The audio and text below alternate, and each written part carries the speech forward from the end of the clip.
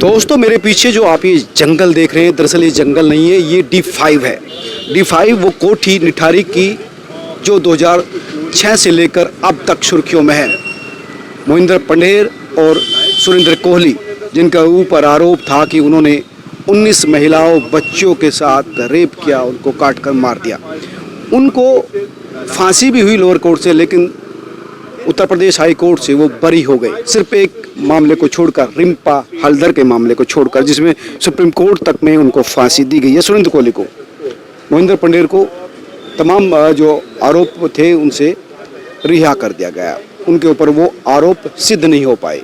सिर्फ एक मामला रिम्पा हल्दर का था जिसमें फांसी की सज़ा सुरेंद्र कोहली को हुई, और बाकी तमाम में 16 मामले थे, सब में उसको रिहा कर दिया गया। सबूत नहीं मिले उसके खिलाफ, लेकिन वो तमाम जो महिला थी, कुछ सबूत यहाँ से मिले थे। ये जो कोठी का मेन फ्रंट है, ये नाला था, कुछ पीछे से मिलते जो गली थी, और ये मेन गेट था जो बंद कर दिया गया। इस समय 17 साल का लंबा वक्त होता है। इस कोठी को देखकर आप महसूस कर सकते हैं कि कितना लंबा इंतजार उन महिलाओं का, उन पेरेंट्स का हुआ जो अपने बच्चों को न्याय के लिए देख रहे थे कि कोई तो आखिर कातिल होगा। 16 महिला कहाँ चली गई, 19 महिलाएं, बच्चियाँ आखिर कहाँ गई।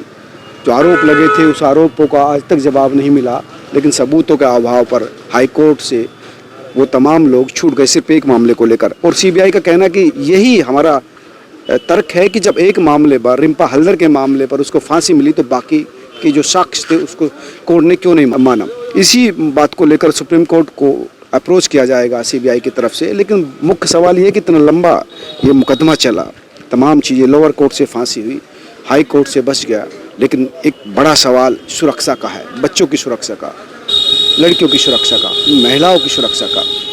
जो पायल नाम की लड़की थी 2016 में जो मिसिंग हुई थी, जो यहाँ आई थी, उसका मोबाइल भी जो है सुरेंद्र कोहली के पास से मिला था, और उसने जो गवाही दी थी कि वो कह रहा था कि मैं घर के बाहर खड़ा था और पायल अंदर से आना था, और पायल आकर ही उसको पैसे देने थे, लेकिन ना पायल आई। और जब उसने दरवाज़ा खड़खड़ाया गेट का, तो फिर सुरेंद्र कोहली ने कहा कि वो तो काफ़ी देर से जा चुकी है, लेकिन उसने कहना था कि मैं तो कोठी के बाहर ही खड़ा था, मैंने तो उसको जाते हुए नहीं देखा। और जब बाद में सर्च किया तो वो लड़की नहीं मिली, उसका मोबाइल स्विच ऑफ था, कॉल डिटेल निकाली तो अलग अलग जगह कॉल मिले, और फिर सुरेंद्र कोहली से वो मोबाइल भी रिकवर हुआ। ये तमाम चीज़ें थी जो लगातार एक बड़े सबूत के रूप में सामने आ रही थी। लेकिन जो बचाव पक्ष था पंढेर और कोहली का, उनका ये कहना था कि हमारे सामने जो है परिस्थितिजन्य साक्ष्य थे, कोई सबूत या गवाह नहीं था, और इन्हीं चीज़ों को लाभ उनको मिला, और वो सुप्रीम हाई कोर्ट से छूट गए। बस एक मामले में, रिम्पा हल्दर के मामले में सुरेंद्र कोहली की फांसी की सज़ा इस समय सुप्रीम कोर्ट ने भी पूरी कर दी। लेकिन ये मामला इतना है कि जो पूरे देश में सुर्खियों में आया था, पूरे देश में चर्चा में आया था, और इसको लेकर बच्चों की सुरक्षा पर बड़े सवाल उठे थे, उस मामले में जो रिजल्ट आया वो बहुत सारे लोगों के लिए चौंकाने वाला है। दोस्तों आप क्या सोचते हैं, ज़रूर बताएं। नमस्कार।